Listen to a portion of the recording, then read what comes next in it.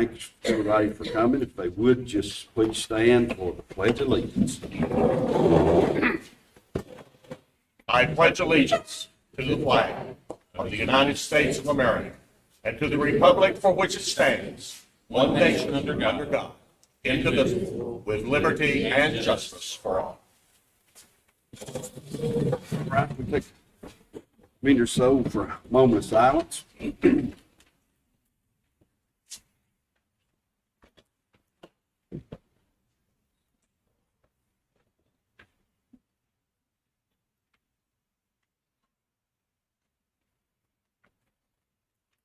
Okay. We need to make one amendment for the agenda, which will be G and under 8, and will be Matt for a day.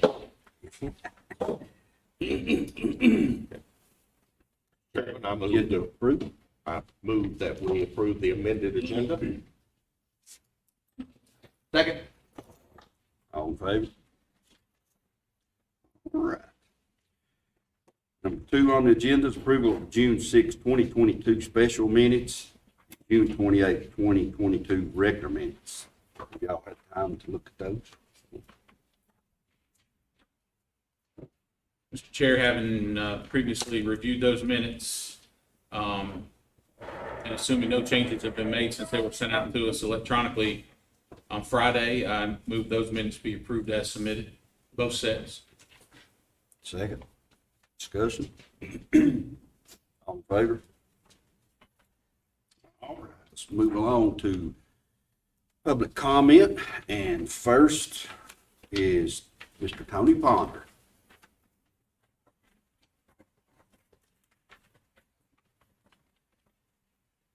Good evening, sir. Tony. You keeping the time? Chairman Snelson, Commissioners, I speak only for myself. I'm Tony Ponder. Reporter Johnny Casey had a well-written Citizen Times article dated December the 3rd, 2021. In that article, our county could reportedly get $1.5 million opioid grant. For 18 years, the county would get $1.5 million each year. This money is from a $26 billion settlement from drug companies. This money is to be spread over 18 years. In addition, you are to receive a 2-year one-time grant of $177,000 from Dogwood Health Trust. This Dogwood Trust money is to be used to hire an administrator to oversee the $1.5 million per year opioid grant. Before I continue, I caution you about accepting grants. I'm sure you know there are always strings attached. When these grants run out, that tends to put county finances in a bind. With this $27 million 18-year opioid grant, you're permitted to choose either Part A or Part B. Most all forward-looking counties have chosen Part B because it is for their county residents only. Addicts are treated on a case-by-case basis. Rehab takes place outside the county. On the other hand, Plan A, in my opinion, is a ticking time bomb. In most all treatment cases, an opioid clinic will require treatment every 24 hours to maintain the addict's Medicaid enrollment. Due to travel time, this means that they must congregate close to the clinic. This clinic will be a magnet for addicts to cluster in areas near the clinic. There will be addicts. Where will they come from? All over the country. We'll have break-ins, crime, homelessness. Furthermore, it will attract low-barrier housing. In other words, we'll be looking at an instant slum around the clinic area. Look at Buncombe County. In 1998, they accepted a federal grant, not unlike this one. There was no homelessness problem. Now, thanks to the grant, Buncombe became a magnet for drug addicts from all over the country. Look at the tents, filth, and crime that are spread all across Asheville. They have a problem. Not be like Buncombe, you ask. Go with Plan A and Buncombe won't hold a candle to us. Thank you, Mr. Ponder.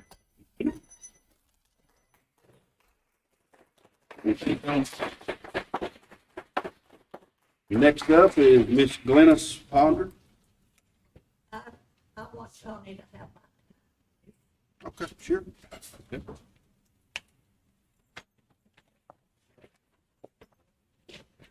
Thank you, Glennis. Look at the filth, the tents, and the crime that are spread all across Asheville. They have a problem, and we don't want to be like Buncombe, you say. Go with Plan A and Buncombe won't hold a candle to us. Talk about an eyesore, we'll become a cesspool. We all have sympathy for down and out homeless drug addicts. But do we really want Madison County to become a drug hub for out of county and out of state drug addicts? And who is to say there won't be a branch opioid clinic all over the county? Plan A gift wraps a magnet that will destroy property values, be with us a long time, and forever change the quality of life in Madison County. If you accept this grant, I urge you to select Plan B. Thank you, sir.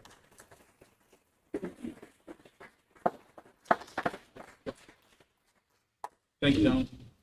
Miss Sherry Morgan.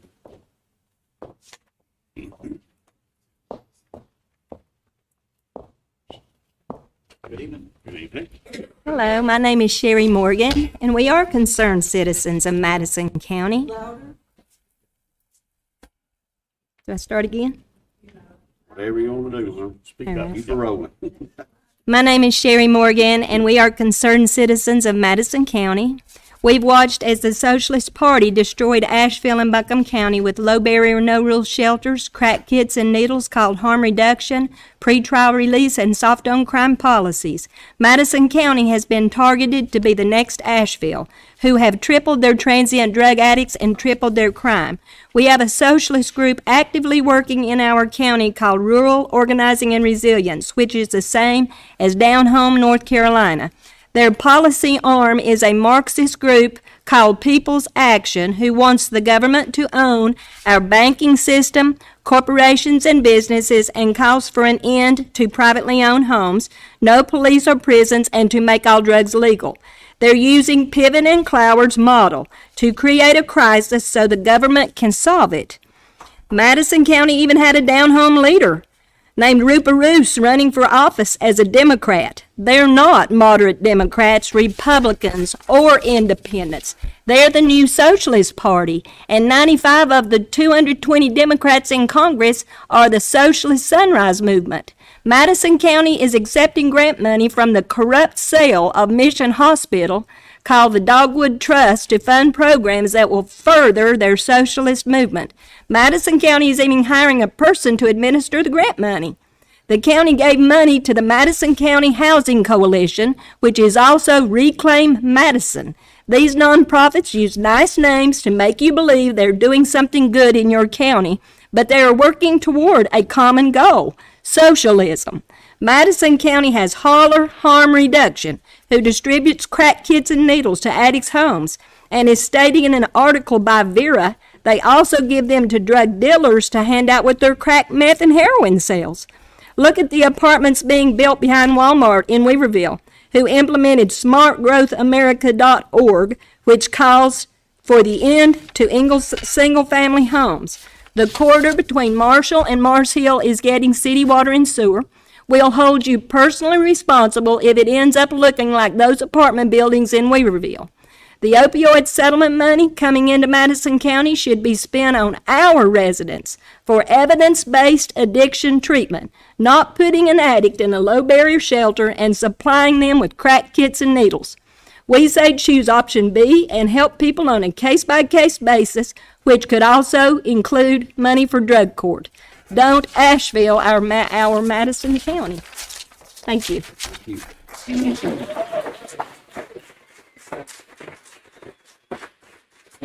Next is Cindy Davidson.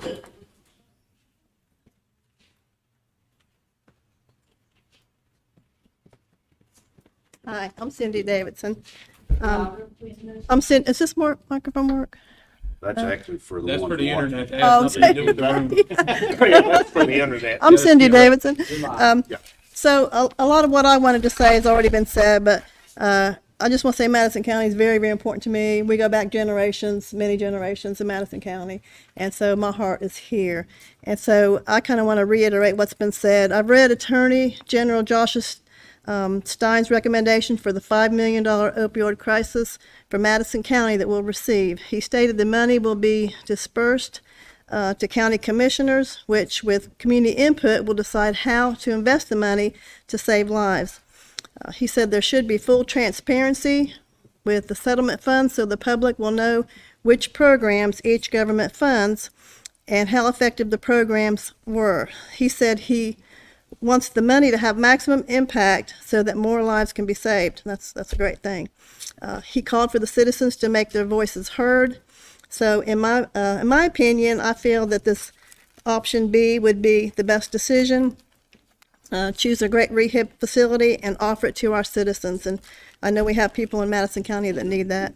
The money shouldn't be spent on transient, and even our children in our schools are addicted to drugs, and parents have no money to send them to a rehabilitation facility. So we want evidence-based addiction treatment, not putting an addict in a low-barrier shelter situation and supplying them with crack kits and needles. There's no accountability in those low-barrier shelters, and I can speak because I've been heavily involved in Buncombe County, and I know what we're fighting in Buncombe County, and we're not winning. So these methods are a proven failure of the Socialist Party. A socialist social worker will say, enable with low barrier shelters and supply them with crack kits and needles. A psychiatrist will say a drug-free rehab facility is the only way for remission and to change lives to be healthier and happier. So again, I'm asking for option B. It could include the money for the drug courts. And I also feel that decisions that are made for this county, that people need to be involved in, have an input and help and make the decisions for this county that we live in. And thank you, and I appreciate what you all did. I watched you last time, and you all did a good job on some things that, what you voted on here for the comprehensive plan and things. I was real happy with that. So I do want to say thank you. Thank you. Thank you, Cindy. Next, Todd McDonald.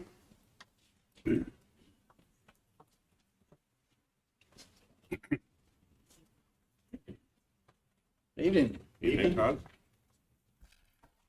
I'm going to give you a little different perspective about this Plan A, Plan B thing.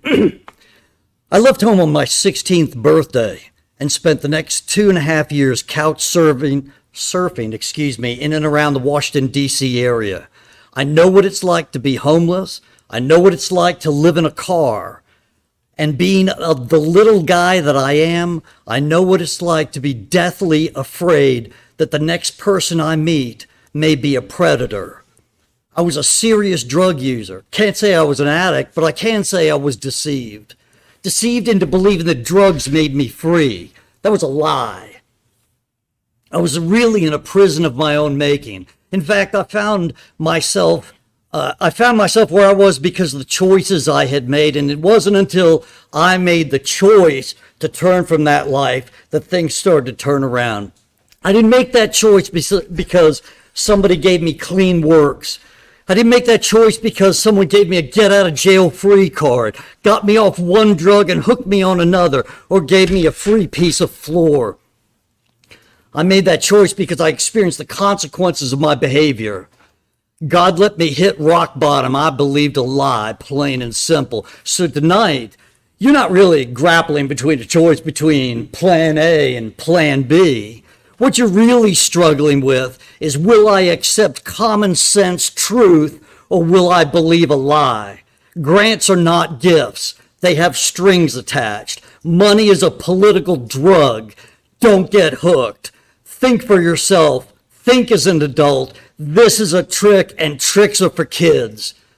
let me just make this one critical observation. Isn't it ironic that the money extracted from drug companies and their distributors who knowingly and irresponsibly promoted addictive drugs is being offered to you for the purpose of facilitating the very addiction and consequential life condition they were guilty of creating? Who are the addicts here? These are the lies they're trying to peddle to you. You can discourage drug use by making drugs easier to take. You can promote law and order by being soft on crime. You can solve the homeless problem with free housing. You can cure one addiction by creating another. In the name of health, you're being deceived into promoting death. You fell for it once, don't fall for it again. These people do not care about life. They only care about control. I don't care about plan A or plan B. Let me offer you plan C. Tell these nonprofits and these PACs to go pound sand and enforce the law. Thank you for your time.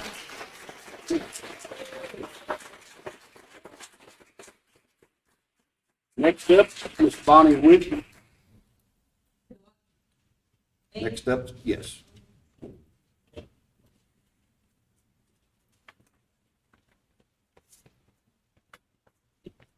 Hey guys. Good morning. Good evening. So the reason I'm here is pretty much been covered, but I'm going to be a little harsher than them. I don't do drugs. I've never done drugs in my life. I don't think it's my responsibility as a taxpayer to have to keep up people that do drugs or people that choose to be homeless. I grew up in lower income, so I know how it feels to do without things. However, it's not my responsibility as an adult, and I don't think it's anybody in this room's responsibility as taxpayers to keep up people that don't want to help themselves. I could have laid around and decided to be homeless. That would have been my choice. I chose the other option, and that was to work hard and make something of myself. So I would say vote no on everything. We don't want it here. It's not welcome here, and y'all work for us. We don't work for you. So elections are coming up. And if you guys choose to vote on this and take this money that we don't want in our county, you'll be voted out. Thank you.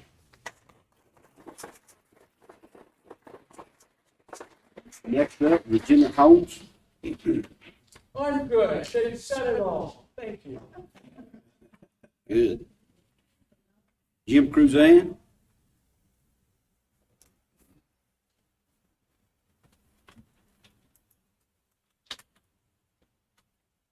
I didn't come here with a prepared speech, Good evening, Jim. Good. but I am prepared. You bring a methadone clinic in here, you're idiots. 1, 2, 3, 4, 5. Well, you too, because you're the attorney and you're going to have to approve this crap. I've enforced the law 47 years. There's laws that have to be followed, and there's laws that have to be abided by. You can't have these addicts coming in here, getting their fix every 24 hours and expect nothing to happen. They're going to pass your home on the way to get their fix, and then on the way out, they might decide you don't need everything you got. Now, that's all I'm saying. I'm not against any of you. You're good men, but you got your head up the wrong place.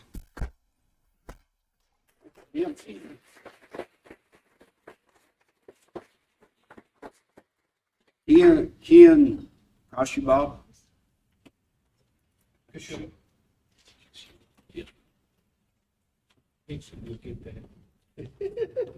Get closer though. Evening, gentlemen. Hey, Ken. All I can say is thank you to everybody that's already spoken. You've said everything that's needed to say already. All I want to talk about is just a little bit, real quick. You know, we're in a mountain farming community. This is our home, and we'd like it to stay this way.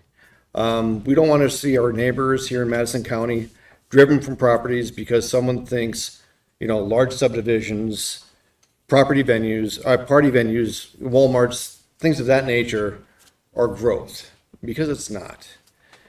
Small, hardworking, family-run farms and businesses is what, me and Amy feel make Madison County what it is. And we'd like it to stay that way. We left Wake County in 2018. We've only been here 5 years now. And I got the best compliment that I could have ever gotten. I was told that I hillbilly better than most hillbillies that have been raised in this county. And, that just put a smile on my face. We're not here to change anything. We're here to maintain and work with our families, work with our neighbors. And that's what we'd like to see stay. Thank you for your time. Thank you.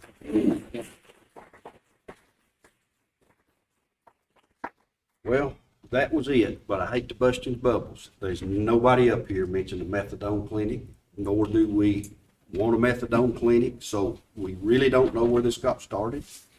The 1.5 million's over 18 years, not per year, from the drug settlement. So we don't have a clue what you're talking about, these methadone clinics, honestly. Does anybody up here?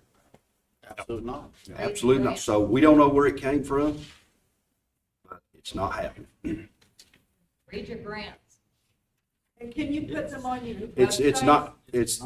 it's not a grant. This is. So I don't know what you're talking about. Discussion, just a point of clarity.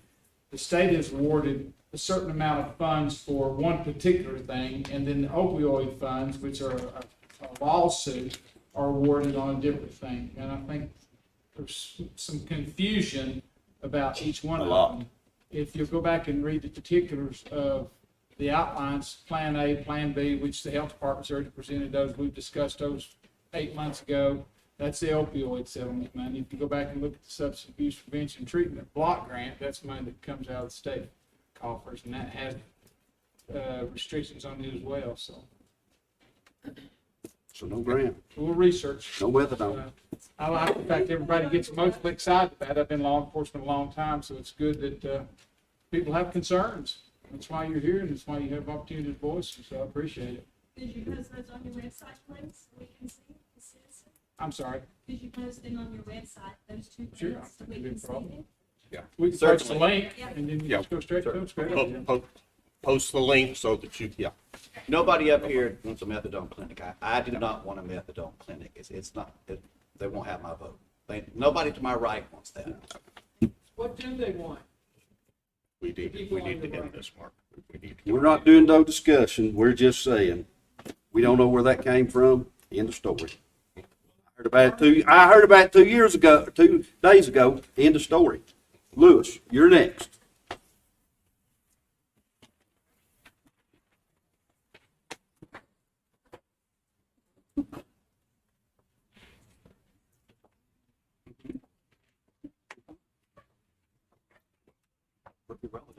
Evening again, folks. Hello, Lewis. Good evening, gentlemen. How are you? Thank you guys for having us. I'm here with Tricia Palmer from the National Weather Service and Larry Hembry with North Carolina Emergency Management. We have been awarded our Weather Ready Nation certification, and so I'll turn it over to Tricia. Good evening, gentlemen. Good evening. My name is Tricia Palmer. I am the Warning Coordination Meteorologist at the National Weather Service down in Greenville, Spartanburg, South Carolina. Our office covers 46 counties in the Western Carolinas and Northeast Georgia, and Madison County is one of our counties. So today I am here to recognize Madison County as a StormReady community. So what StormReady is it's a collaborative effort that we have with counties or communities in our forecast area. This is Weather Service wide, but basically when you become a storm ready community or a storm ready county, it means that emergency management in the county or community has done everything possible to mitigate disasters, loss of life, loss of property when hazardous weather occurs. So Lewis has been working hard the last, several years, but especially the last year or so to become recognized as a storm ready county. So what I've been doing here today, I come up and I've done the site visit, I've inspected the area. We've looked at the Emergency Operations Center. We've looked at the 911 Center. And so what I've done today is I am recognizing Madison County today as a storm-ready community. So I'm going to present your official sign. I've got a certificate here for you today. And if you gentlemen don't mind, I would really love to get a picture for our National Weather Service headquarters. Sure. Excellent. Thank you. If you don't mind getting up, we'd love to get a picture. You want to bring them, you guys want to come around with the sign? Yeah. Come right in front. Yeah, come in front, guys. Come in front. Come in front. Yeah, let me get behind Lucas. Yeah. Right. This is the big There goal we of go. North Carolina to become a storm-ready state as well. So one more county, one county closer to becoming a storm-ready state. We got everybody here. Everybody's eyes open. All right. Excellent. Very good. Thank you. Thanks, guys. There you go. So congratulations all, and congratulations to Thank you, Louis. Louis, who's done the hard work, Thank you, Kay. and to Madison County. You guys should all be very proud of your emergency management agency. Thank you for driving us. Thank you. Thank you for work. Thank you. Good work. Next up is Mr. Brooke Ledford. Mr. Brooke Ledford is So if you guys remember, I presented this last year, but I am presenting you again with the local salary plan. This has to be submitted to the Office of State Human Resources. There's just a few changes. We had a few departments that created new positions, so they had to be added into that. And then because of the new positions, some of the former positions had to be adjusted. This will not affect anything that was approved in the budget. It just makes our classifications and pay ranges meet the state standards for submission. we need to vote on it. Yes. Brooke, was this, just to make sure, what I got in my packet was just one section. It only affected one section of the plan, is that correct? Like, for example, one change was the health department has added office assistant positions to work in the schools for the school nurses. Right. So with the way the state has that set up, office assistants and all of the processing assistants fall in the same classification. So I had to add office assistants and then make that change reflect all the way down through the processing assistants. And maybe I should have asked my question better. Grade 50 through 84 are the only ones affected, correct? Yes. Okay. Yeah. I just wanted to make sure I had everything. That's Thank all. you. Yeah, that's all of them. Okay. Yeah, Sorry, I make a motion. I should have asked my question better. that's okay. Motion. Yes, sir. Second. Discussion. All in favor?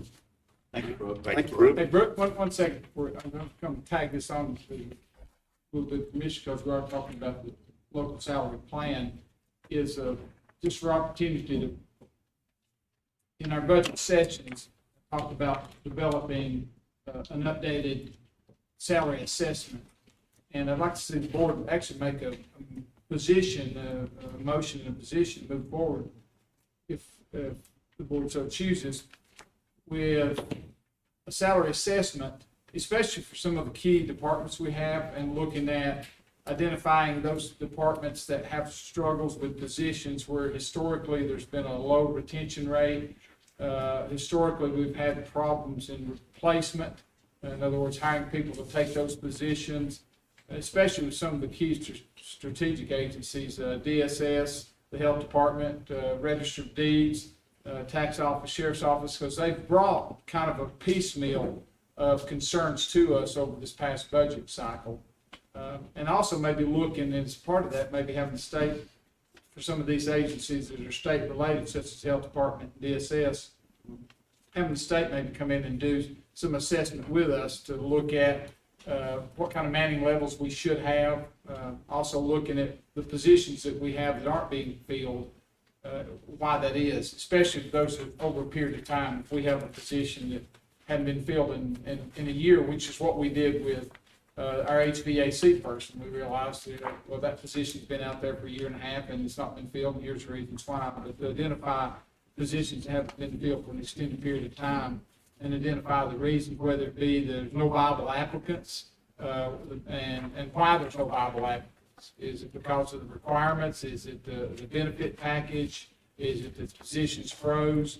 And come up with a game plan for us, not necessarily to address that in this next budget cycle, but to develop a plan, a strategic plan of employee benefit packages over the next 2 years that says, should we acquire sufficient funding to be able to address these areas so that we continue to grow in our employee retention rate. So that's my position. I've actually talked to Norris a little bit about some of this. What you're talking about is basically a full-scale salary study. So what a lot of counties do, if they're interested in doing that, is they would basically allow outside companies to bid on that process. And we would select a company to do it, and they would do a complete, thorough salary study of all of our positions. They would look at other local governments in surrounding counties and close to our population size. So I think if that's something that you're interested in doing, our next step would maybe be creating or going through the bidding process and that. That would be ideal. Thank you, ma'am. Would they, as a part of that, look at retention and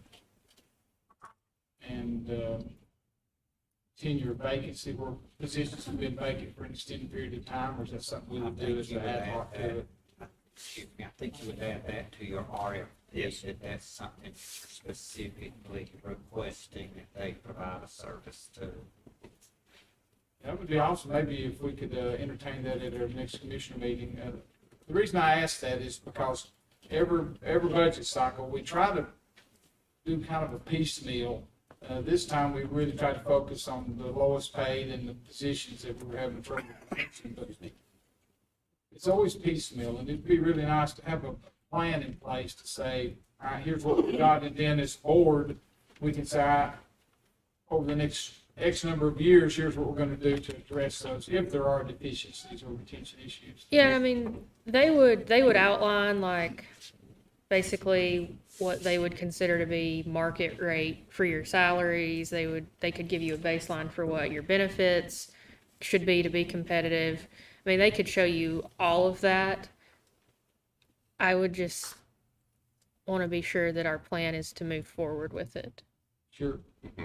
Commissioner Garrison, I can tell you that there is one company that has provided a salary study for the majority of the rural counties in the western area. I know they have done Yancey, Mitchell, and Madison. Yancey, Mitchell, and Yancey, all in the last 5 years. I don't know if Brooke is aware. They're the same folks that help some of their personnel policy documentation came from. They're very good, so that may be the company to just reach out to. This is not the kind of contract that you have to do an RFP on. So that may be a good place to They're already start. specialized and they're doing already. They're specialized, and they have an excellent reputation in the rural areas around here.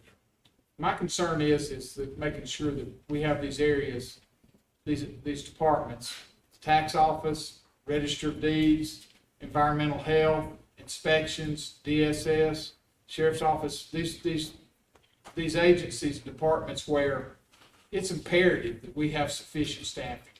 If one of those fails, it has a huge monopoly effect on everything else, and it can have a catastrophic impact, not only on the quality of services we're providing to the citizens, but it could also have an effect if the building inspections aren't being done because we don't have enough inspectors, and the building permits aren't being issued, or the environmental health permits aren't being issued, and then you're stopping the whole train of other things going on. Or if the tax office doesn't have sufficient personnel, then we're not collecting taxes, and that's what drives this government. So there's, DSS, health department have mandates from the state on things that they have to do as far as timelines and the type of work they do. So yeah, it's kind of hard for me to make decisions without having some reference point, so I would definitely be in favor, and that's a great suggestion on your behalf and Donnie's. Right. We will proceed. Thank you, Brooke. Thank you, Brooke. Donnie. All right, Ms. Carey is not with us this evening. She is down with the bug. Did we ever vote on the salary plan, guys? Do what? Did we ever vote on the salary plan? Yes. We did? Ms. Mandy, we did not, correct? I don't recall I voting. made the move. Yeah. He seconded. You voted on the salary plan that Brooke presented, but not to move forward with an assessment. Right, Okay, so it's two different. Yeah, we voted for the salary I'll plan. wait till that's fine. Do we want to take a vote or wait till staff brings us back in I August? think wait till staff brings back an option. We will bring back with staff in August. Thank you, Mr. Chair. Yes, sir. All right. All right, Ms. Carey, as I was saying, is not with us this evening, so the next items, gentlemen, have to do with a couple of budget amendments. She prepared a statement, which I will read from Carey.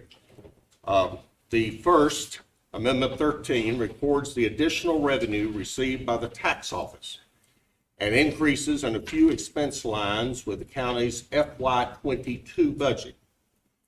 The second, Amendment number 1, is essentially correcting some carryover amounts that changed since the creation of the budget and its adoption.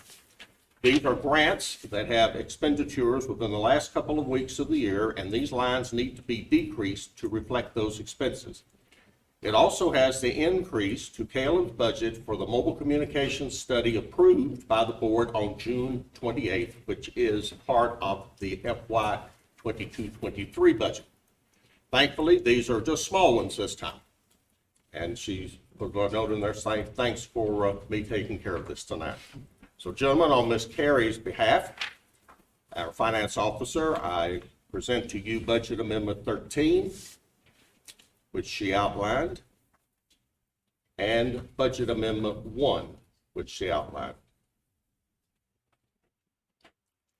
For the record, Budget Amendment 1 does actually already add $26,991 to contingency. Mr. Chair. Yes, sir. When you do them individually or together, Donnie?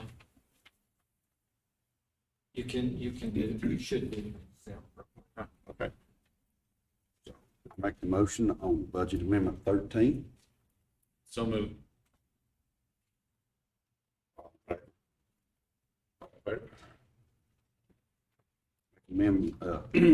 Motion on Budget Amendment number 1. Second.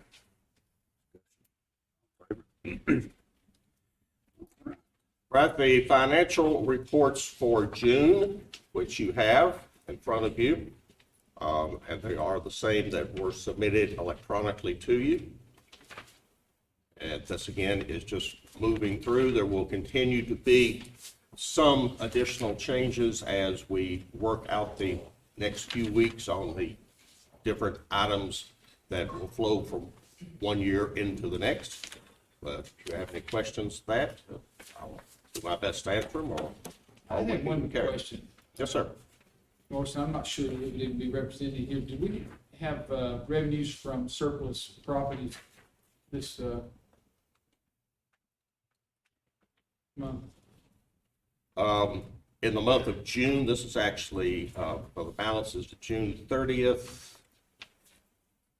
Mandy? Put you on the spot. If we don't. No. I'm going to ask Mandy. We had no surplus property in the month of June.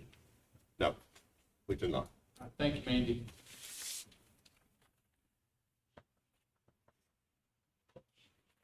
Thank you, North. Any question, Mike? Michael? Any questions? No. I'm good. Okay, Matt. Okay. Next up. So we need to approve. Final report. Motion for the final report. Approval for June, so moved. No, not necessary. Not necessary. Okay. Yeah, not necessary. All right, Diana. Next up is Diane. Good evening. Good evening.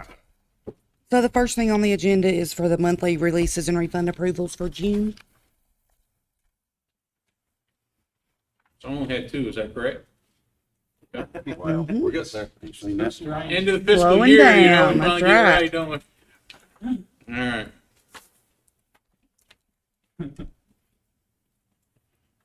Seeing we only have two in our bed, motion to approve. Second, Second.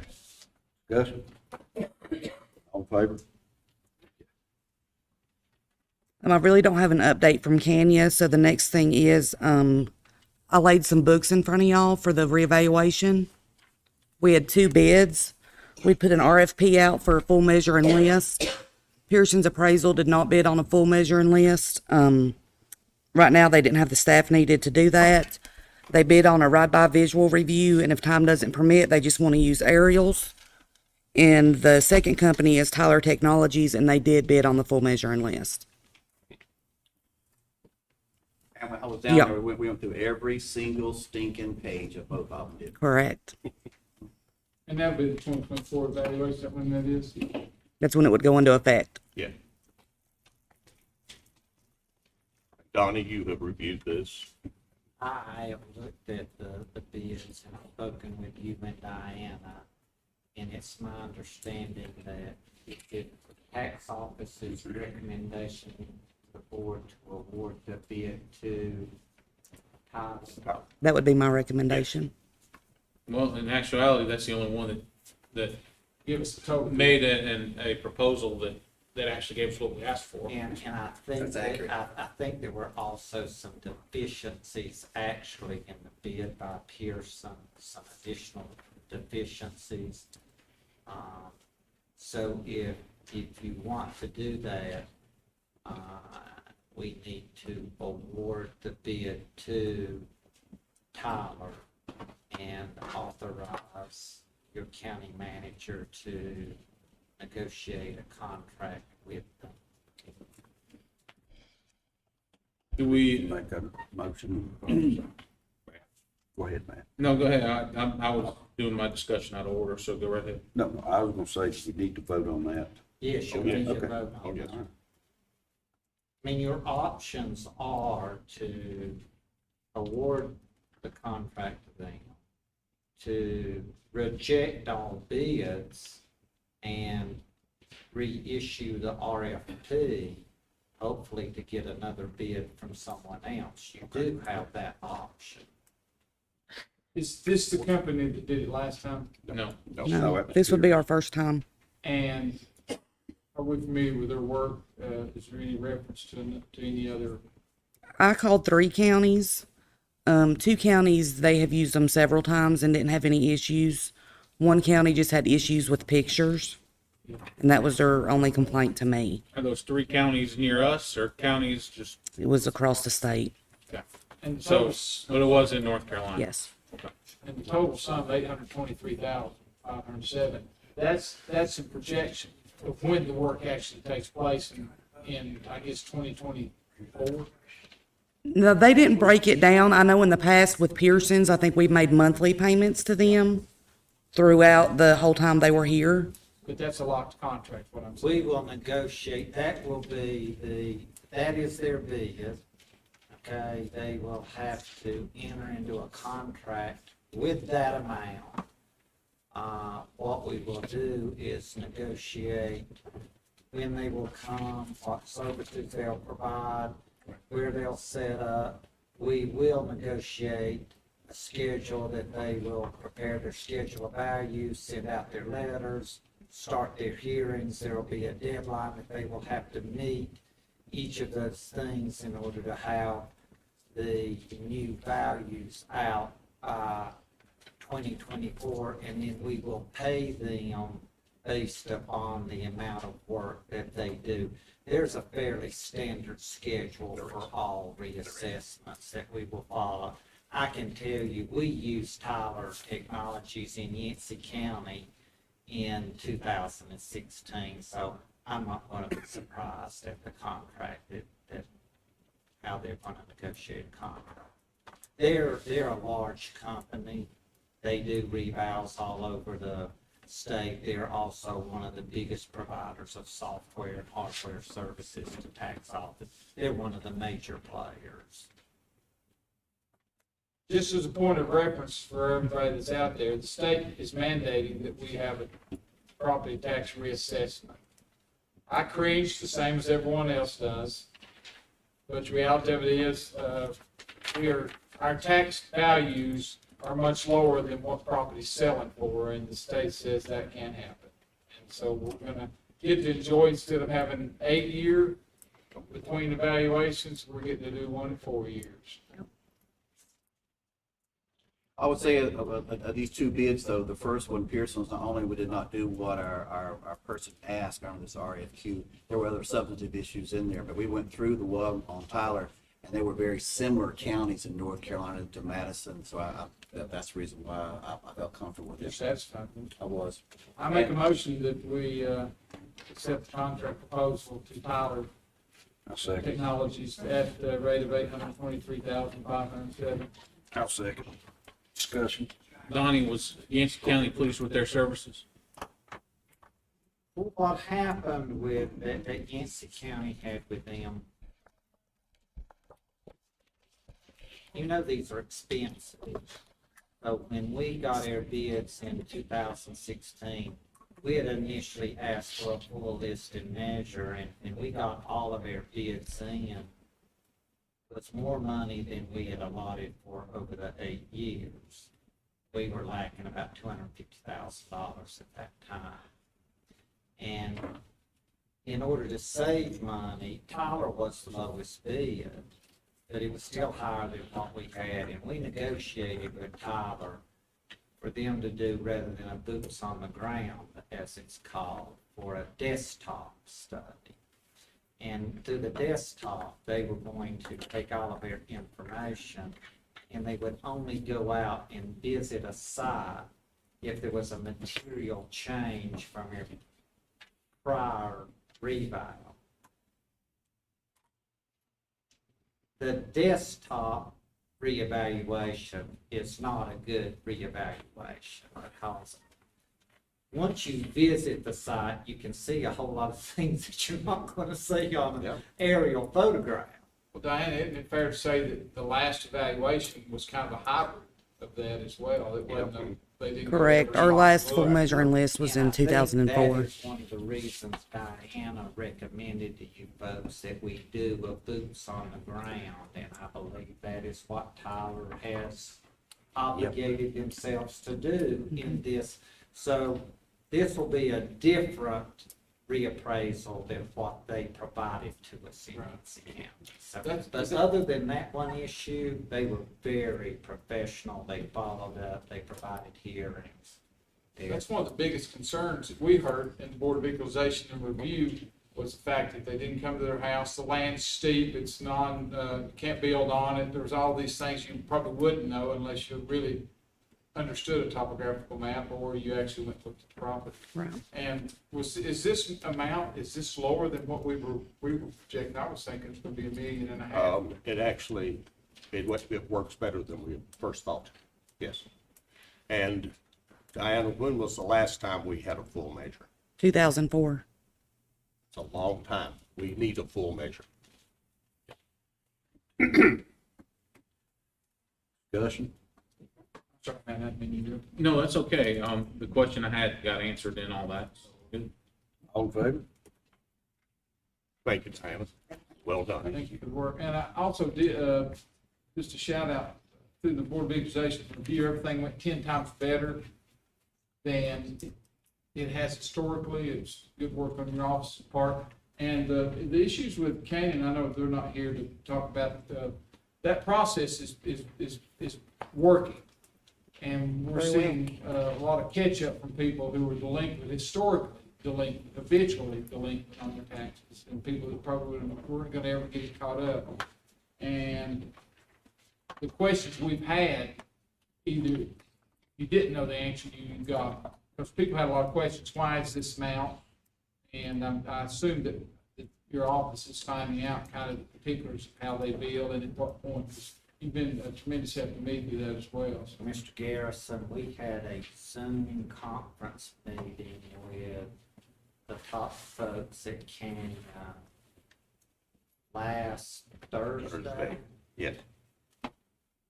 Mr. Gentry, Ms. Norton, myself, Mandy, the clerk, and not just one person from Kenya, but their conference room was full with the CEO. You're right, we had some issues that, starting with them, that we needed to work out the kinks. They met with us, they answered every one of our questions, they listened to our concerns. We had one major issue that it was nobody's fault, it was just miscommunication. They got on top of that, contacted folks in Madison County within 2 or 3 days after that. The folks in Madison County called me, told me that Kenya had gotten in touch with them, that it was completely resolved. They were very appreciative of what had been done. They weren't blaming the county to begin with. They understood it was a mix-up. And, usually you don't get service like that from these folks at that contract. So I've been very pleased with their response. And the bottom line is our tax collection's going up and money's going up and we're not having problems with them. So Excellent. Excellent. Thank you, Don. Thank you. That's good. Thank you, Diana. Next up is 8, Norris. All right. Manager's report is fairly brief, not as brief as it was last time. It's a lot of different items. The tax bills will be going out on time in mid-August. It's time to go to the printers. So you have before you the same 2 inserts that were put in last year's tax bill relative to the availability fee. And we need to have your approval that we will use the same forms again. Now, this is for the continuing normal portion of the solid waste availability fee, and these would be inserted with the regular first mailing for bills, which are planning to go out in August, and so it's time for this to go to the printers. So there's absolutely no change in these. I have just one question. Yes, sir. Morris.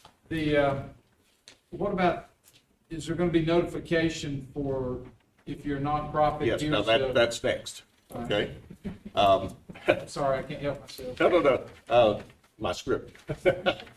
The staff met last week, and also Donnie. I met with him, and we have established a process, a review and a timeline for a separate mailing. It will go to the nonprofits appeal, and it will be sent not later than Labor Day, and that specific policy and procedure will come to this board for its approval at your August meeting. Okay, Donnie's still working on, staff's still working. And it will go to all of those as an identified second mailing. Yeah. Once that's done, will that form as well as the solid waste availability fee appeal form be online where people can access it there? Oh, yes.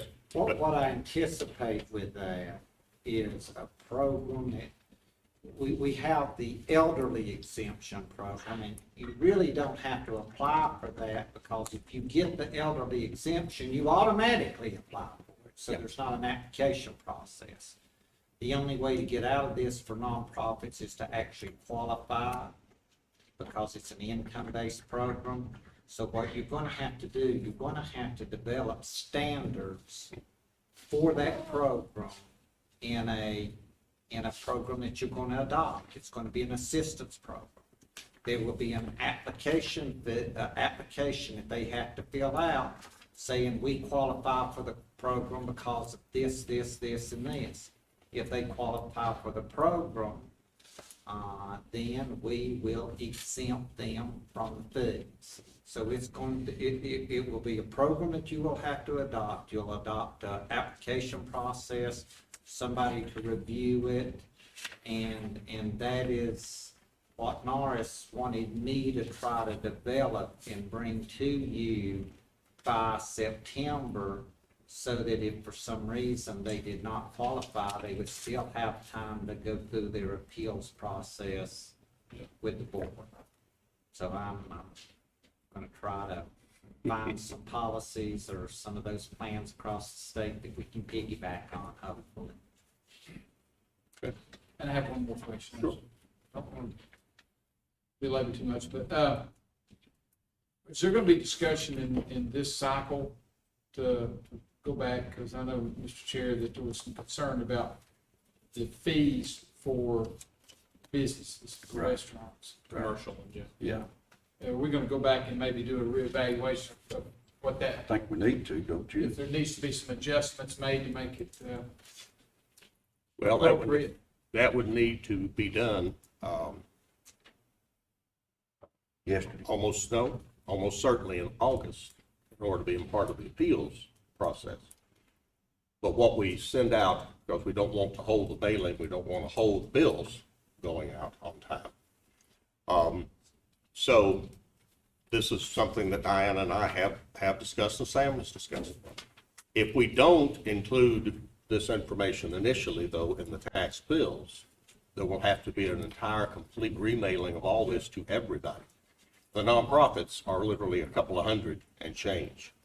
So even though we might change this at a point, but Diana, correct me here if I'm wrong, but this needs to get to the printer in the next few days. Well, and that would, Yeah, I wasn't aware of any changes, so if there's gonna be changes to disposal fees, there's no way bills will go back out on time again this year. That's what I was sitting there wondering, is it even feasible to be able to make those adjustments now? well, you can, but it'd be for next year. Right. Would be the ideal way to do it, would be to look at it and then change your schedule effective For the next year. effective next fiscal year. Pretty much what we would be discussing though is the Commercial. businesses, yeah. And just one point of note too, there's some legislation pending, at the state, that the state is looking at a way to redistribute the tire tax in a better, more equitable fashion. In which case that may eliminate the need to charge for tire disposal in the future. But that legislation is still being worked on. The House and the Senate, I don't think, was able to reach a common ground, but it's still on the table, I think, for future discussion. So that could be coming down the pike at some point in the near future. Okay. So we are in agreement, we do not delay for this year. We mail on schedule. So you are wanting to do the inserts again, because I thought that was gonna be a question on whether we're gonna do those inserts. We don't know what the cost is yet. Diane, come on up to the microphone so people that are watching know what's going on. Sorry. It was my understanding that y'all were gonna take a vote tonight on whether we're gonna do the insert, because I've not checked with South Data on that cost, and if Sammy's gonna cover that cost again. So that's why we need to approve these. Insert being this. The insert being the appeal form, or if we're just, my recommendation was on the back of the bill, it's got to contact solid waste with any questions, and to put beside their phone number, appeal deadline October 15th, instead of sending that appeal form out again and spending all that money. Is that not what we did last year? We put the appeal form in there last year because it was new. So I didn't know if we were gonna keep sending those out year after year, or if we're just gonna put to call the landfill by a certain day. I don't know, I don't, to me, putting a piece of paper in every bill, when only a small portion of those folks are gonna need that piece of paper, doesn't seem very ecological and cost-efficient. It can actually cause a lot of confusion. Yeah. For folks too, so. That's my thought. Well, Diana would much prefer for it not to be in there. Am I not correct? Yeah. That'd be my position as well. Who's good with that? Where would if we, I am, where would they get an appeal form if we don't mail them out? I would think to put them online, or they could contact solid waste to get that form. Okay. But you've got some that don't don't play the internet. Well, if you put, here's my thing. Or we could have I- copies of it at the window. I think what we can do is, I think what we ought to do is have it on the tax department's website, and also solid waste website. For those who can't or don't use computer, they can either pick up a copy of the form at the landfill or at the tax office. Well, I would say. I think we have physical copies of the form, I think. Keep a folder with 5 of these in the convenience center. That's what I was thinking. Well, that too. Let the convenience centers hand them out. That can sometimes create a little confusion too, but, so. Yeah. But I we don't need mean, to send it every. I say make it as available as possible. Right. But not. I agree. And make it so simple on the webpage that anybody can find it. Well, I will say I this, struggle with it. I know we've dealt with it in the past, even before I was commissioner. People didn't understand it. The tax office historically has done a really good job of highlighting in big bold letters the deadlines on the back of the tax paperwork. Your bill says, here's what you need to do, here's when you need to file your appeals. So I assume we're gonna continue to do that. I hope so. So is it the consent of the group may not be included? Yep. All right, That's fine. all right. Moving along. I would make a comment too, though, about looking at the commercial rates, that be done sooner rather than later, because I think part of the problem we have with those is because it was done a little bit hastily and a little bit sloppily the last time, because it had to be done at a certain time in order to get them in the mail. I think we need to undertake that, in a much more, timely fashion. Well, it would need to be done in August. No, you misunderstand. I think he said now, I'm saying. take our time. Take our Oh, you're time. talking about, I'm saying take our time, so not we do speed it it the up. following year. Correct. I think at this We're good. point, if we try to do it now, you're gonna get right back in the same boat that you already were, and something's gonna get overlooked, something's gonna get So screwed up. leave it, well, leave it where it is. You know, we're Is that the agreement? talking about But it needs to lowering be the fixed. commercials, Yes. so we couldn't do it anyway. It'll have to be next year because of the offset to it. Well, we can do it. It just won't apply till next year. That's what I'm talking about. Right. We can't do it for this. Right. But I don't This think we year should wait till the last minute and do it next year. We need to do it. As If my, there's that's my. concerns in the community as far as that goes, it will be addressed. Yes, in due course. Okay. I'm good with Thanks, guys. Okay. Yes, yes, All sir. right. Now, I have communicated to each of you that we are going to make a recommendation on the work to be done on the moratorium and noise ordinance projects. And as in the courthouse project, I recommend that we have 2 members of this board be selected to work with staff as we develop the policies and practices for the full BOC consideration of the noise and moratorium changes that will be put into effect at the end of the moratorium, December or January meetings. So let's discuss, if the board is in agreement, like we have on the courthouse committee, a working group, rather, that on this working group that we have 2 commissioners to sit with that group. I would excuse myself, because it's still interim county manager, it shouldn't be me. I get, just in clarity, who else is gonna be on that board? Are we gonna have anybody from planning and zoning? Oh, yes, all of the staff that would be involved in doing that, including John Doerr, everyone else. This would work much like our And courthouse services group, yeah. Yeah, I'll be glad to serve. It's the Yeah. board's I nominate Michael Garrison. I'll second that, Michael Garrison. Okay. I'd like to do it. I will nominate Craig Goforth. Second. Okay, We're good. we have a vote. Sir. We have an agreement. We need to vote on that. I Yeah. think all of you raise your hands to appoint those 2 firms. Yes, sir. All right, we will proceed immediately. We're gonna have some citizens on that board, that panel. that We review certainly panel. can.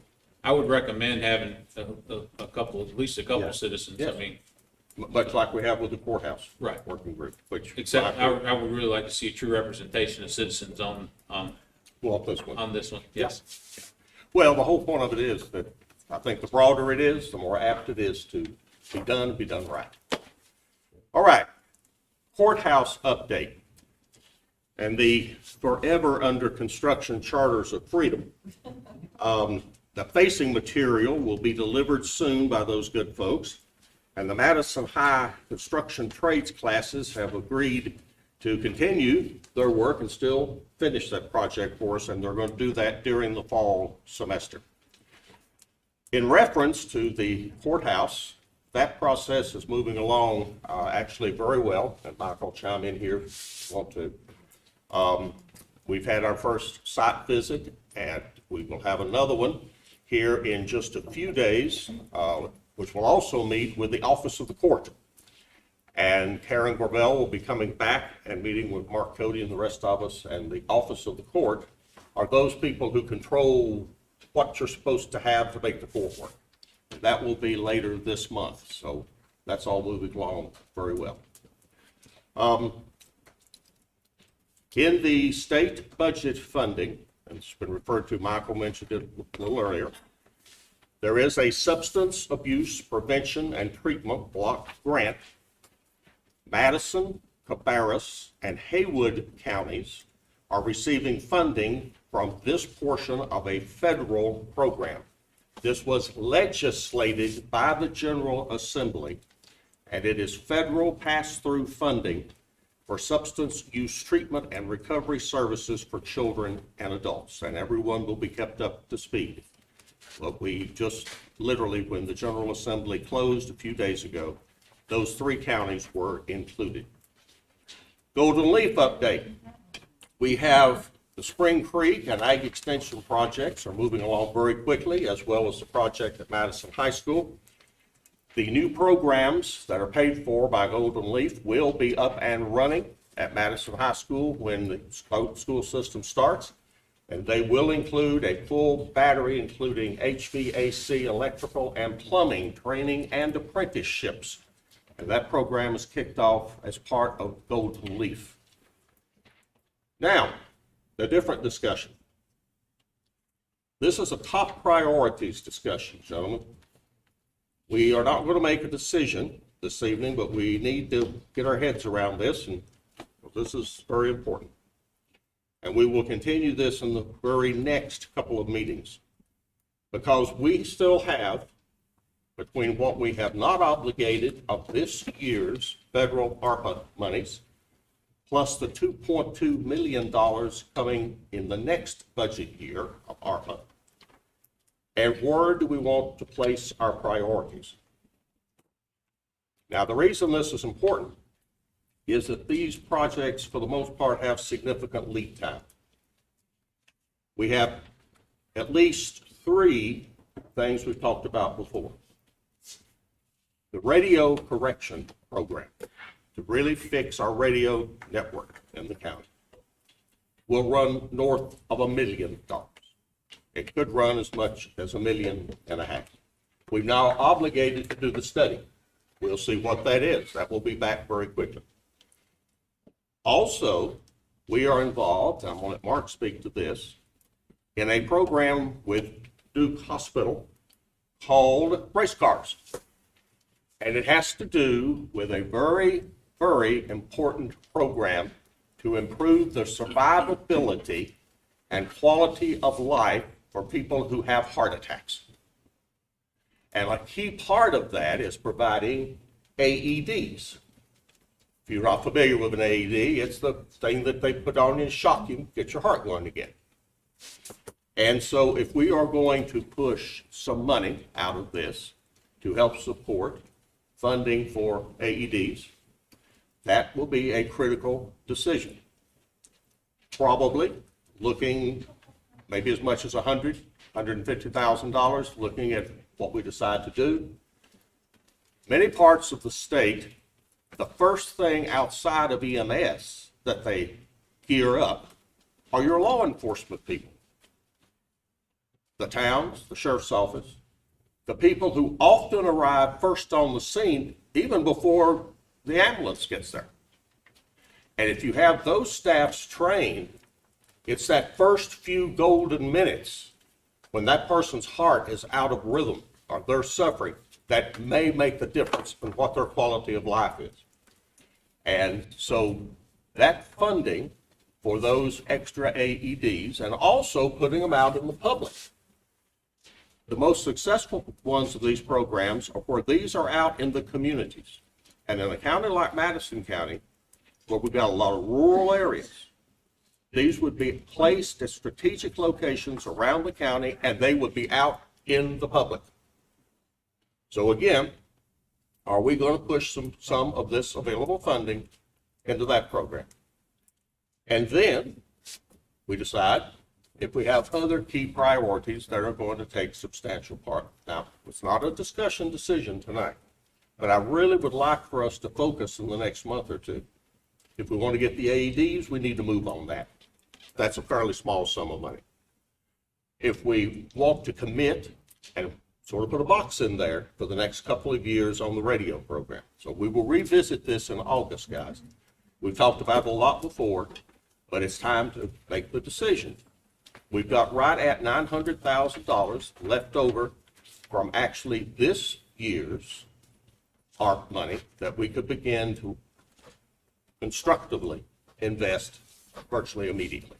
So as we come to August, we really sort of kind of need to get there. All right. Now, moving on into, if you follow the agenda, my eye surgery was beautiful, except to the extent that I still got to get used to these Walmart specials. They work well, but I got to get used to them. All right. Okay. You have in your packet the updated Blanahasset Island gym and property contract between the town of Marshall and the county of Madison. I'll have to correct that. Uh-oh. As of 4:45 this afternoon, there was just one slight change that Jamie Stokes on behalf of the county got back to me today. And it's just one change. And I think I can make it self-explanatory. Please, go ahead. In the agreement between local governments, the agreement that was proffered to you folks at our last meeting had limited that the proceeds from the sale of the property, the old gym, would go to the town, and the language that I put in that agreement was for the purposes of future construction of a recreational facility. The town had recommended that we change that to read for the purposes of future construction and or improvement of a recreational facility or facilities. I think they thought that the language that I'd used limited it to the construction of a new facility. And they did not want to limit it to that. They said, what if we use those funds for the improvement of a recreational facility? I have no problem with that. You're probably more aware of facilities that are available. It would be much easier for them to get grants and use money to expand something that is existing. That is the only change between the documents that were proffered to you on the 28th. I went ahead and made that change to the documents. If you want to approve the agreement, the town is going to meet on the 18th. And if you approve that change, they're ready to approve the documents and sign them. So, I have a question. Page 3 of the document, at least page 3 of how it was presented to me, starts off this lease agreement. you must have had, there's not a page 3. You must have had an extra one that included something. Matt, can I come over there? I'll show you. Yeah. Absolutely.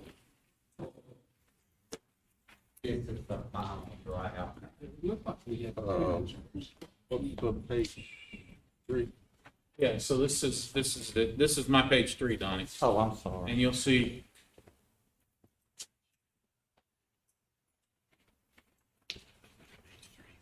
Yeah, that's just a heading that was put in here. We can move, it should just say disagreement. right, okay, So I I got can you. delete that. Okay. Thank you, Matt.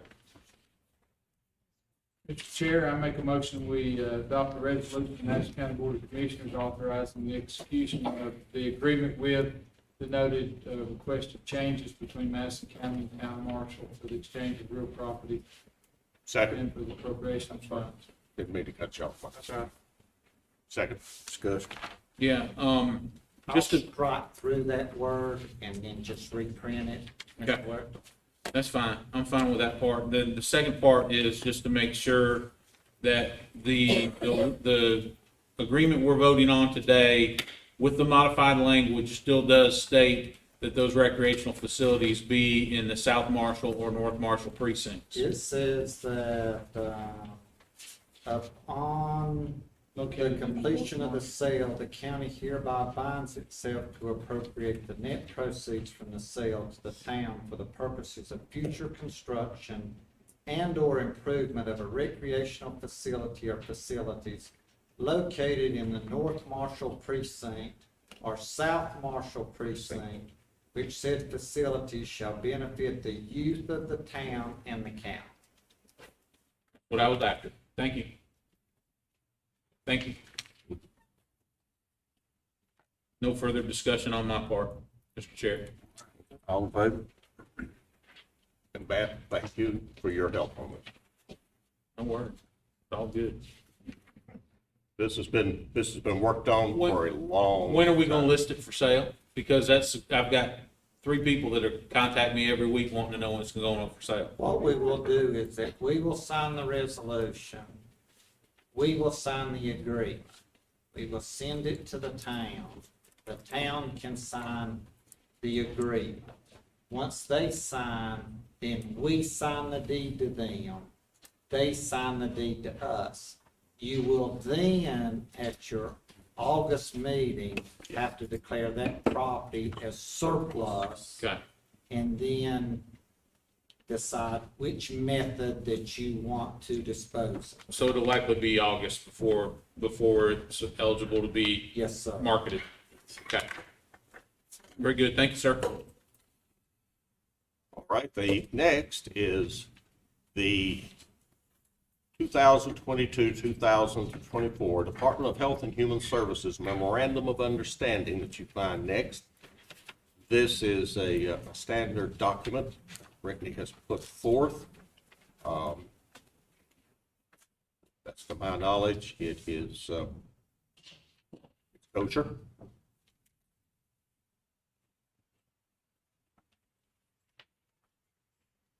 This was, as you can see, executed June 30th. This is an agreement that the state requires all counties and Department of Social Services to enter into. Basically, in the areas of child support collections, foster care cases being filed, there are a number of benchmarks and categories that DHHS wants all counties to meet and satisfy. Several years ago, there were some counties down east that just were not moving cases along fast enough. It jeopardized federal funds that were coming in. So DHHS got involved and they basically told all these counties, if you don't meet these standards and you satisfy them, then you may have monies that are withheld. There was some controversy when DHHS first sent these out. Some counties did not want to sign them. Most of it was the counties who were lax. Madison County never was in that category. They always met their benchmarks. Your Your child collections are always up at the top. I think we have some folks here from DSS. They can tell you that these benchmarks that they have to meet, they've never had any issues with any of those. So we don't have a problem in signing it. We really have no choice. DHHS tells us you're gonna do it or you're not gonna get any money. They sent that at the end of June. They wanted it to be signed by the fiscal year. I told Norris to go ahead and sign it. We had no choice but to put it on this agenda so that you all would know what happened and you could ratify the agreement. You've already signed 2 of these ahead of time. This is just a renewal. I thought we as a board voted and agreed to authorize the county manager to enter into certain things. You have, but you can't this one. Yeah. You can authorize, the county manager has the authority to go ahead and execute anything that's already funded in your budget. But this is not a monetary budgetary item. And I wanted you all to be aware of this too, so. Second. Good. All in favor? After the fact. By decree. All right, next one. We are moving forward on the $12 million water sewer project. This next is the actual agreement for engineering services between McGill Von Melton, who are doing it. This is the actual agreement. And Matt, if you want to chime in, you. Well, no, the only thing I would say is just for clarification for everybody out there here in the audience and watching at home, is this is just to figure out what would be needed to do the project. Yes. When Norris says we're moving forward, that doesn't mean the project itself is actually moving forward. The studying and the design aspect of it, trying to determine what would be needed to complete the project is what we're moving forward with. And Matt and I met with other staff for, about 2 hours, I guess, with Keith that day? Yeah, probably, yeah. Yeah, who is the VP, by the way, originally from here, Vice President of McGill. And as a result of the initial work and then this follow-up work, so, Mr. Chairman, I move that we approve the agreement for engineering services for the study that has been worked on and approved. And they were the sole bidder. This is compliance with all the necessary regulations that we have to go through. Donnie, you look through that? I have, the only thing we need to do is to add our addendum to it. Okay. Yep. Second. Discussion. Just one point of discussion. I know there's a lot of talk about this connector corridor, and the idea is to facilitate. It's government doesn't create jobs. It creates the infrastructure that facilitates the creation of jobs. The primary purpose of this isn't for high-rise apartments. It's for economic development, i.e.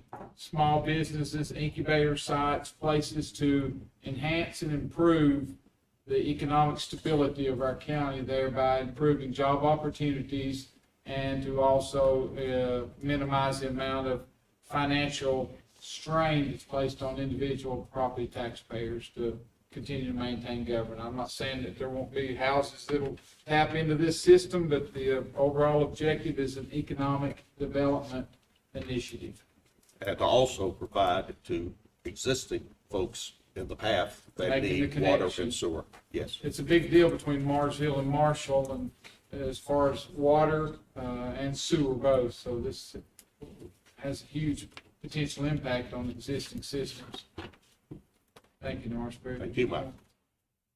Nothing else. All in favor?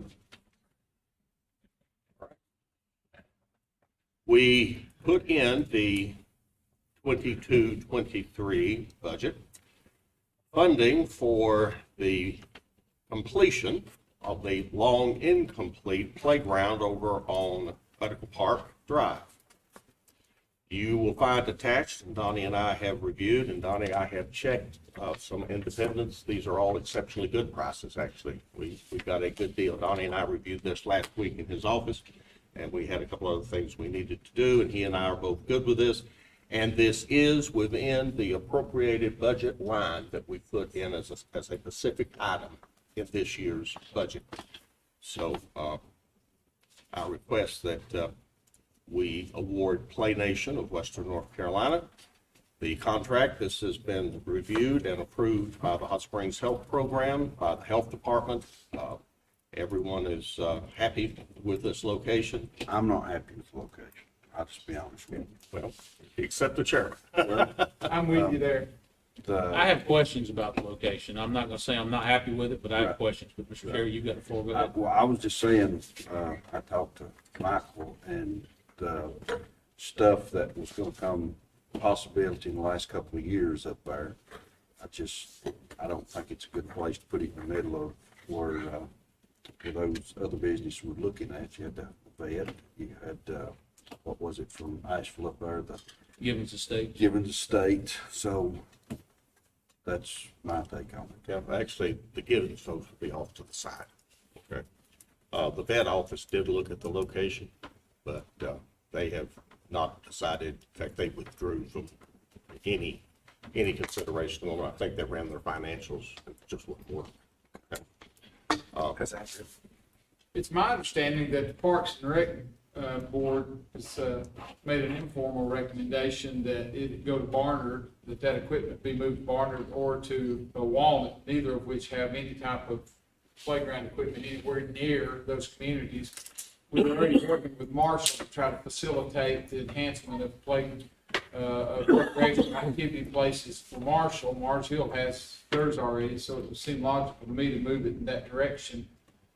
Also, I don't see why we would obligate any property in this corridor of Medical Park Drive, or even this corridor of Long Branch, until we've made an assessment of the long-term projected needs for those properties. If we've had 3 people already, or 2 interested, and we're looking at, in the years down the road, we're gonna have to put a courthouse and the parking and the administrative offices. So I'm not too hip on putting the playground anywhere in the middle of that area, knowing that there's a very high probability we're going to need that land for expansion, either private or public. I'm all for the playground, just not the spot. Well, gentlemen, if it's the will of the board, I will go back to the Health Department, whom we have discussed this with. I'll go back to the Hot Springs Health Program, on which part of this sits on their land, and politely inform them that we will have to take a different direction. Almost any other direction will also cost us additional dollars, so we were fortunate to get this moved. One of the reasons we could move it at this price is because you literally can put it in the back of a pickup truck and haul it 100 yards.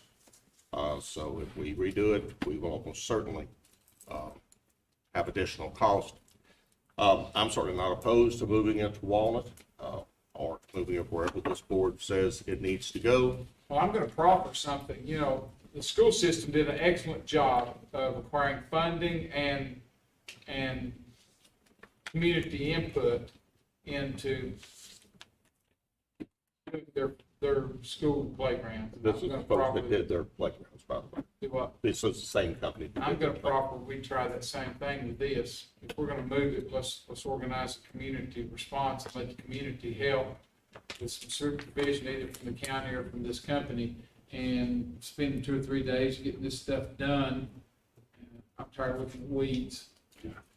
Well, we will go back and revisit, gentlemen, but this will almost certainly delay it for some significant period of time, but that will be what it will be. So my concern, I didn't get the opportunity, but my concern about it is not necessarily that it be moved completely away from the site. My concern was, does this chosen site compromise our potential future uses for my specific question was for the courthouse complex. It does not. And/or the administrative offices, if and when the time ever comes that we need to utilize that property. Or EMS. So I don't necessarily have a problem with the playground being in a location that Mr. Gentry has proposed. I would be curious just to know how much of it is on Hot Springs Health Program's property, how much of it is on ours. Because if the majority, if it's on the Hot Spring Health program property, at that point, I don't really think that we even have a dog in the fight other than to help pay for The it. current location. The current location is approximately 40% Hot Springs property, 60% ours, where it is currently located. Okay. So where the proposed site, The proposed site is the back where the dumpster is for the Hot Springs Health Program, that back parking lot, and that corner up there, which has just been bush hogged again. So it's right off of the road. So if you come out on the Hot Springs Health side, where the driveway pops out and goes over to the Hot Springs Health Program, it's right there, right above the road. And there's a area there which has been recently bush hogged to clear it up, and obviously so that the site work could be done to make sure that it was a suitable site. Gotcha. Are they gonna relocate the dumpster, or is the playground gonna be next to the It will dumpster? not affect it. It's probably a good 50 yards from the dumpster toward the health department. So, but so then to get back to my original question, then all of the playground will then be located on county-owned property? Correct. Okay, so the Hot Springs Health Program is not in, Will no longer be not in the involved picture at that point? with joint ownership. Okay. Yeah. Well, I would like to see us move forward with it, be done with it, you know. It's an eyesore. Kind of looks bad on this. Come back to it in August. We will revisit it in August. At that point in time, I will bring a map. I would also encourage the members of the board, all of which drive around all the time, go up and take a look where the site's bush hogged. Okay, you can clearly see where it's bush hogged. And feel free to reach out to Hot Springs Health Program and or to Tammy and discuss it. We will.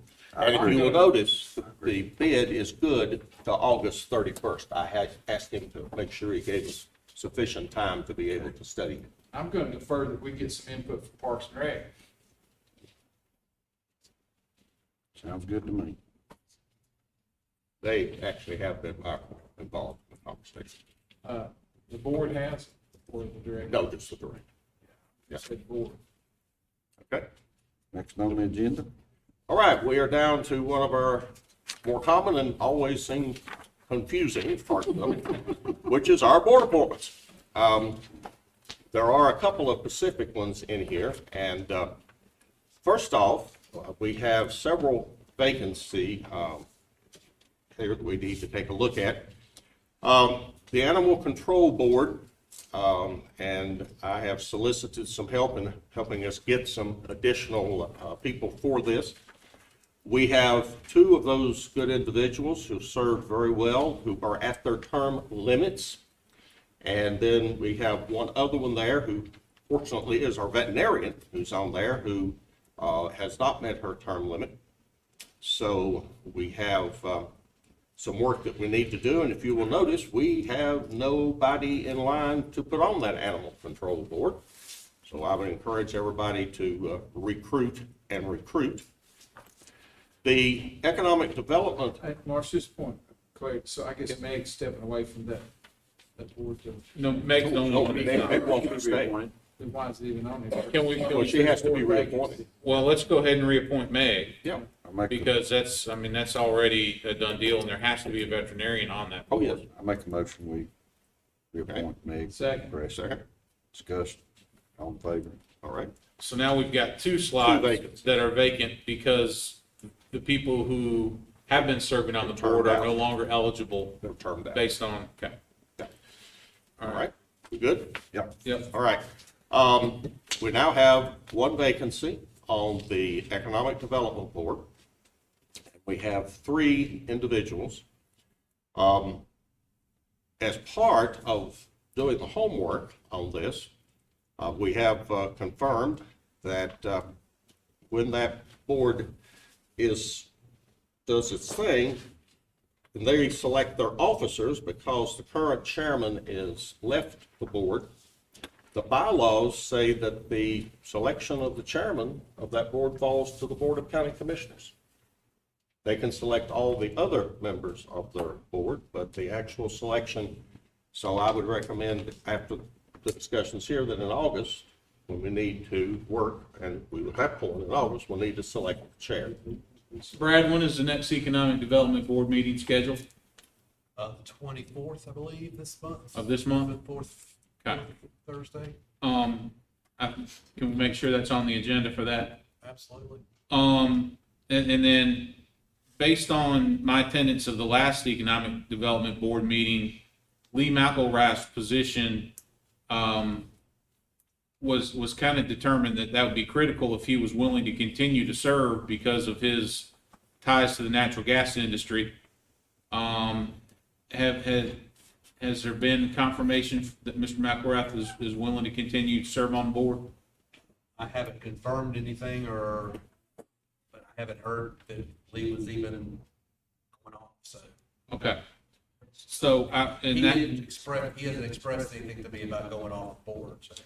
And I think the intent was just to make sure that he was willing to continue to serve because the board would like for him to continue to serve because of the expertise that he can bring to that board. And it's a highly desirable expertise that he's got. So I would ask that we postpone this decision on filling this slot until next month after the Economic Development Board can meet and have additional discussion on the topic. Makes perfect sense. Sounds good to me. Makes perfect sense. All right. And you'll notice we have a vacancy on the library board. They have recommended Bobby to fill that seat, and there is an application in place. Mr. Chair, I make a motion that we take that recommendation for Bobby to Second. Library Board of Trustees. All in favor? Then we have a nutrition representative that we need to place on the transportation board. We have a vacancy. And we have Ms. Linda Campbell, who is the rep that has the application in. Mr. Chair, as being the commissioner appointee on that board, I recommend that we put Linda Campbell on that position. I'll second. Discussion. All in favor? And I do declare, I think I've wandered through that. All right, we're closing, gentlemen. We have a piece of property that we need to consider to declare surplus and has a little bit of a history. If you will notice that a deed was made in October of 21 by the town of Marshall to sell its half share of this lot at the north end of Main Street, right at where the very last resident house of what is Main Street before it starts to climb Walnut Creek. And so after some due diligence and a little homework, this has been determined, and we need to declare our half of that lot available as surplus property. It will be said with understanding that there are people, as you said, Matt, very interested in acquiring that piece of property. But we need to, Donnie's looked at this, everything is fine, Donnie, right, to declare it surplus. Okay, and this is a copy of the deed. Yeah, they purchased the other half and finally got around that thing to declare it surplus so they could buy the other half. So we need to declare surplus property.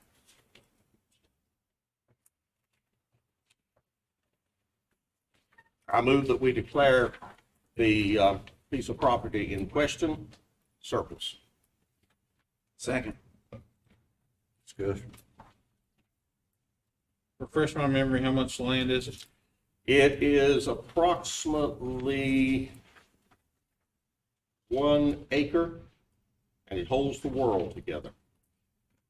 That's pretty valuable then.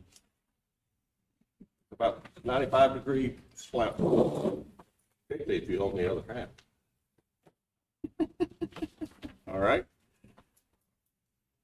There's quite a story behind that poor piece of property. We have had it in joint ownership between the town and the county since the Great Depression. But we didn't know it. We didn't know it. Yeah. What's, I don't understand, on clarity, the private individuals, why are they listed here? Well, this is the deed before they bought the other half. Oh, that's what this is. Yeah, this is the record where, yeah, this is where they bought from the town's half, in 21. And now they're hoping to buy the other half from the county. Well, we have to first declare it, see if I somebody else understand, wants to they're acquire. hoping to buy the other half from the Yeah. county. Yeah. All in favor? Yes, sir. All right, Next. Mr. Wetzel. Yes, ma'am.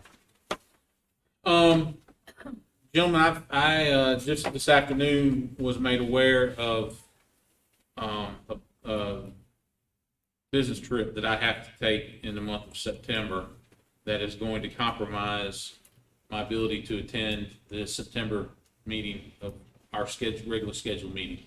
So I just come before you to ask if we can consider an alternate date for our September meeting, or if you would prefer to just exclude me from the meeting. I'll live with that if that's the pleasure of the board. What's good for you, Matt?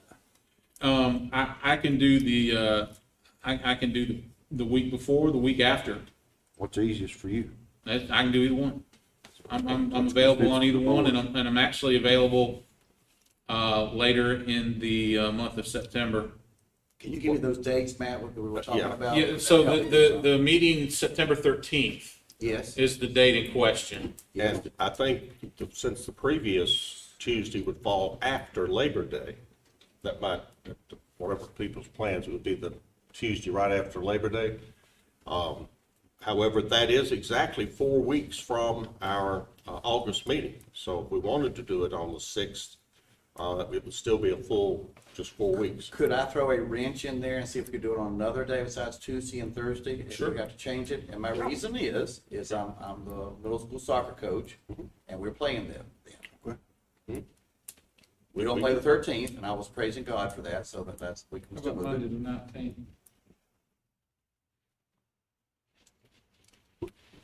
Staff will make whatever. You they good want. Monday the 19th, Matt? Yes, I'm fine. Okay.